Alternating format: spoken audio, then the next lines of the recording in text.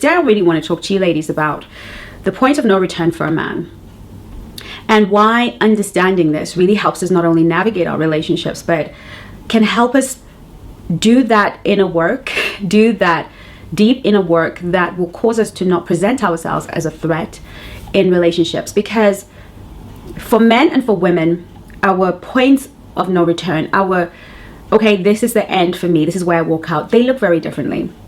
So if you're that girl who is wondering why her ex is not talking to her, it was just another fight, or your boyfriend is pulling away, or the man that was dating you has sort of started pulling away, or it was going all very well, he was moving with integrity, he was moving with clarity, and now it just feels like a bunch of confusion. You don't know where you stand, you don't know what he wants, and there was just this massive switch. It's because for many women, we don't actually understand how a man's mind works. We don't even understand how his emotions work, and so we feel what to you is nothing, something you've worked out with your girlfriends before, like you've had these fights over and over, or you've said these things, or you didn't mean these things, or whatever it is that you have defined to be. It's very difficult for you to understand what a man's point of no return is, because of A, how it looks, and B, because you didn't think it was that big a deal. And this is the work I have done with women and keep doing with women in one-to-one calls. And part of my agenda in this new phase of my YouTubing journey is to really take a clip of the most important conversations I have with my clients in their academy, in the groups, and bring as much of that value to you, because I want to have these conversations with you in the way that I would on a one-to-one call with a client. And because I've helped over 6,000 women produce healthy love lives, heal their heartbreak, begin to love and tell a new love story, I really feel like what happened for them, what happened for them behind closed doors is what I really want to bring here. Because let's be honest, girls, the internet is full of dating advice. It's full of, you know, people you can go to. And if you're here at the Black Swan Relationship Academy, it's because you care about your heart. You care about your mental and emotional well-being. And you know that I care about that deep inner work. And that I truly believe that true love, authentic love, aligned love can only be a manifestation and can only happen for the woman who has prioritized the healing of her soul, the healing of her heart. And so for the next few months, this is what we're going to be talking about, because if there's anything I can do, I want to scream on the mountaintops, heal your heart. Because if you heal your heart, you deal with 80%, okay, of the stuff that you think having more advice. If you're the girl who likes advice, it's because you're not ready to really attract aligned love. When you're ready for that aligned love, you're going to stick around and watch the rest of this video, because we're going to have a conversation. Okay, I'm not going to talk at you. I'm just going to have a conversation with you and share with you what really matters. We all in relationships have a point of no return. That is very subjective to who we are, our tolerance for pain, our tolerance for discomfort, our tolerance for suffering, and most importantly, the depth of feeling care and love we have for the other person. All of these components put together create one's tolerance, one's bandwidth. So somebody's bandwidth, their point of no return can be, you know, you do it once and I'm out. And for other people, you might need to keep doing it and doing it and doing it, and they will stick around. But here's the thing. A man, and I've said this in so many different ways, but let's keep going. When a man writes you off and decides, I will not be taking this relationship any further with this woman, unfortunately for us girls, he is not going to verbalize that. He is not going to say that. He is not going to say that joke you made in public, that comment you made, that I can't unsee it. So as a result of that, I'm gonna walk away, I'm gonna leave, I'm gonna go and find somebody else. This is not how men work. Men, by and large, in general, work from a place of scarcity. Why? Because for a man to get a woman's attention, he actually has to get some guts, have some game, be able to talk to a woman, invest money, invest effort. For a man to have a woman's attention, a lot goes into that. A lot of time, thought, attention, energy, courage, money goes into it. So when he is with a woman and he's invested any of those things or all of those things, he isn't going to walk away from that investment until he gets a return. And that return, usually, but not all the time, is sexual access. Okay, men do all of this for sexual access. They don't do all of this for commitment. For a man to give away his commitment is like a business owner working hard to build their business, make it successful, then meeting somebody, and because they like that person, they give them 50% of the shares of the company, right? They're just not going to do it. Men don't give away commitment because it represents potential loss. It represents more investment. So if I take you on as a part of me, as my girlfriend, fiance, or wife, if I commit to you, I am adding more weight to my shoulders. Now I have a woman to look after, on top of looking after myself. Now I have more responsibility. For us girls, getting that commitment is somebody gets to take responsibility for me in a way. Somebody gets to take care of my provision, protect me, and I get to secure myself a provider, a protector, and somebody who's going to take care of my emotions. That is an easy deal. That's why, of course, we want to rush into commitment. The moment we meet an amazing guy, I want him to commit. I want to be his girlfriend, because we're acquiring an asset. We're not necessarily losing anything. We didn't have to court him. We didn't have to pay for dates. We didn't have to plan dates. We didn't have to do anything. We just had to show up, look pretty, and fall in love for the most part. So of course, men are going to be, more uninterested in giving commitment willy-nilly. They're going to want to see the value you bring. And when I say the value, not the things, the tangible assets, but the intangible assets. They want to know that when I commit to this woman, I take responsibility for her. She's going to amplify my life. She's going to appreciate my life. She's going to make everything about my world better, so that I'm getting so much of that feminine, nurturing, feminine energy in my life that I'm going to feel so empowered to keep going. I was talking to my Uber driver yesterday, and he was talking about how he loves to work hard for his family, and he loves that his wife is home, and he's a man, and men work hard for their families. And I was loving the whole thing, but I recognize that the wife gives to him all that feminine benefits, and he just can't do without it. He's proud to look after her. So a man would only commit under those circumstances. The rest of the time, he really is just hunting for sexual access. He's hunting to see if he can find somebody who will lay down for him and with him, and hopefully enjoy it as much as he does. But if not, he'll work with somebody who's at least willing to offer it. So I was sort of reflecting on this, and I was thinking to myself, men will lower their sexual standards to the floor. Okay, this is something women don't understand. A man can happily sleep with a woman who is a 0 or a 1. But when it comes to commitment standards, they're sky high. They're like, whew, for a man to say, I'm going to commit to this girl. I'm going to take her as a part of myself. I'm going to make her my girlfriend, my wife. That standard is sky high. For a woman, choosing a man, boyfriend, whatever, if he's decent enough and he's prepared to commit, chances are we're going to take him. Our standards for commitment are really low. That's why we get married to horrible narcissistic men. That's why we choose wrong. That's why we end up in horrible situations with men, because our standards for commitment are pretty low. But our standards for sex, they're pretty high. If we're going to just sleep with a guy without him having to put any effort, he has to be a 10 out of 10. He's got to be a 9 out of 10. He's got to be so sexy. He's got to be so hot. He's got to be so... for us to become willy-nilly. And I'm not talking about those of us who have a promiscuous lifestyle. I'm talking about the normal girls who, date normally and behave themselves most of the time. For you to break code with yourself, the man has to really be worth it. Like, he's gotta be fine, So our standards for sexual access are a lot higher than men's.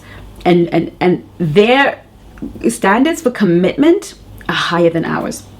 And so knowing that will help us understand why his deal breakers look the way they do. So number one, they don't look like him walking away. A man can be with you for years and have zero desire to take you as a part of himself, zero desire to commit to you, zero desire to be anything but a sexual partner to you. Because men can separate their sexuality from their emotionality. They're not the same thing. It doesn't mean that he might not grow fond of you. It might just mean that he doesn't want to. Now, what is it that would make a man come to that conclusion? That I don't want this girl anymore. Obviously, I'm going to stick around and see what else I can get out of this equation. But what would really make a man come to the point of no return? I've said it before and I'll say it again. It's disrespect. And And sadly, so many of us don't know that we're being disrespectful. So many of us don't realize that we are being disrespectful, because disrespect has been taught to us as feminine empowerment. Disrespect has been taught to us as game playing, high value behavior. One of the things that I've said this before, and one girl on Instagram said to me, "Oh, why are men so fragile? I mean, do we have to tiptoe around them?" And this was really fascinating, because I thought to myself, here we go. We haven't grown. We need to grow up. Okay. The inner soul of a man is very sensitive. I've taught this before on this channel. And the inner soul of a woman is very resilient. We're soft on the outside, strong on the inside. Men are tough on the outside, but fragile on the inside. They're sensitive on the inside. And so a conversation that would have gone down as a disagreement between girls can really be felt so deeply in a man's soul as disrespect. I'll give you an example of a client of mine. She goes away on holiday with her boyfriend, and things are not going well, but she happens to have some money. So they're trying to work this out. Days are going by. They can't seem to create this thing. She's feeling incredibly hurt and disappointed because she's so excited to spend time with him, because he's such a busy man normally. And he is just stuck in a mental frame of he won't yield. So they're on holiday, their first holiday as a couple. They're really excited. They've gone away. And she meets this. They just can't seem to reconcile. What she decides to do is book herself, because they were in a Airbnb. She decides to book herself into a hotel across the road, because what she's trying to do is create space, because the space has just become so much. But she's also trying to declare independence. She's trying to let him know, listen, if you don't come through with the cherishing, if you don't deliver, I am going to deliver an experience for myself, because I can, because she could afford it. She wasn't traveling, on a budget. She wasn't relying on him to pay for everything. She had her own money, which every girl should do. And so she booked to stay in a hotel across the road. And he helped her. He's like, yeah, I get it, I'll help you. And he helped her, and he took her to the hotel, and he dropped her off in a huff and a puff, and he left. Well, during the time, he would message her now and again, are you okay, blah, blah, blah. But she knew this relationship is kind of done, really. So they get back home, and, they decide they're going to talk about it when they get home. So they sit down and talk about it. And he says to her, look, I know I can't continue because there's just been too much disrespect. And she's thinking, well, you're the one that didn't deliver. You're the one who invited me. You're the one who, and justifiably so. I'm not saying this was a healthy relationship, but I am saying that act of paying and leaving, that felt to him as disrespect. That felt like, F all of your effort, sod it all I care about is how I feel. All I care about is my peace. All I care about is me, and you don't matter, and F all the effort you've made. She did that because it was the right thing for her to do in that moment, but for him, that was disrespect. When a man gives you something, when a man offers you an experience or gives you something, his desire to be appreciated, your appreciation is actually your respect for him. The things he gives you, how do you treat them? The things he makes effort for, how do you behave? Because guess what? He just wanted appreciation. He wanted to work it out. He wanted to be with a woman that would work it out. He wasn't going to harm her. He was going to calm down. They were both going to calm down. And he was checking to see, is she the kind of girl when everything goes weird, she's going to be like, F off, I'm out of here. And so when she came back, I said to her, look, this is not conventional wisdom. This is not what people are going to tell you. Certainly not certain quarters of womanhood that shall remain nameless.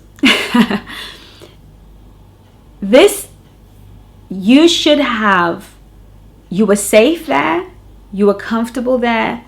You should have stayed there and kept to yourself until both of you were ready to discuss it. Because it would have been difficult, but even if you got to a point where you all came back, because it wasn't that long a holiday, and you could discuss it, that would have maintained the sense of integrity and respect that he expected. Because she didn't understand what he meant by disrespect, because she had not said anything. She had not done anything to be disrespected. And that for him was his point of no return. Men will see how you treat the things they give you. They will see how you treat their time and their attention. They will see how you speak to them when you are angry. Do you maintain respect? Do you maintain respect even when you're upset? They will perceive your tone, and they will leave if that tone, that behavior does not offer them respect, does not offer them appreciation, does not offer them respect that they need. And so a man will turn, and it's very difficult to get a man who feels disrespected to say it, because most men won't say it. They just pull away and go about their business. But also to get him to reconsider you, because certain acts of disrespect, there are men who can't unsee it.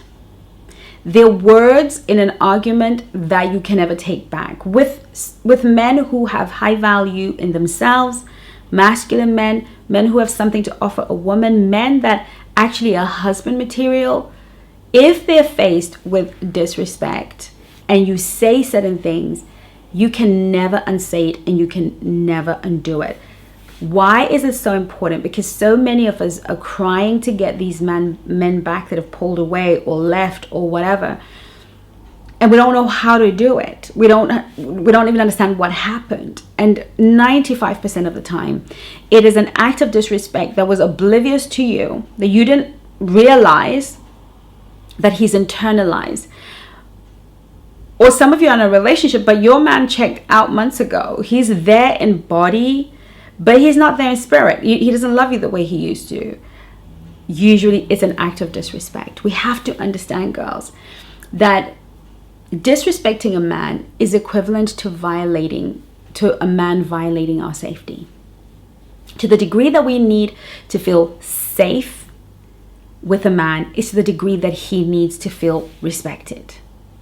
And when we feel unsafe, if a guy does anything to make us feel unsafe, pushes us or speaks too loud or slaps us or does anything to make us feel unsafe, we are going to shut down. We're going to shut down. We're never going to trust him. We're never going to unfeel it or unsee it, if you're a healthy woman at least. Same thing with men. When they feel disrespected, if they perceive disrespect in action, words, or deed, they will not be able to open up to you again. They will not be able to come back to you.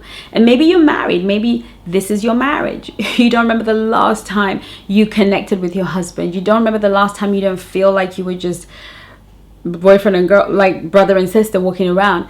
It's because there is a point of no return for him. There's a point of no return that you got to. And of course, this can be resolved. This is going to require, for some of you, a journey back to him. For others, a conversation that is laced with a lot of vulnerability and a whole ton of accountability. Really owning your part, really owning that this is the way that it is in our lives right now because I did what I did and I know what I did. Okay, now it may be hard for us to figure out what we did, but I can promise you that a professional person who knows male psychology, who understands how men really are, will be able to tell you, okay, this was the point of disrespect. When you did that, when you had that conversation, when you behaved in that way, that was the point of disrespect. Well, I hope that it helps you understand men a little bit better, to understand that when we have unhealed souls, we will walk and trample over other people's souls, and then sadly we'll consider ourselves victims. But I hope that this video was helpful, and I'll see you in my next one. Do leave a question in the comments. I want to answer your questions, and do check the description link below so that we can get you in the House of Swans and really help you, and you can learn from other people as well. In the meantime, take care of you. Hey beautiful, thanks for watching. If you are looking to attract or deepen the kind of love that feels safe and lasting, click the first link in the description. It's a 30-day challenge to reset your love life.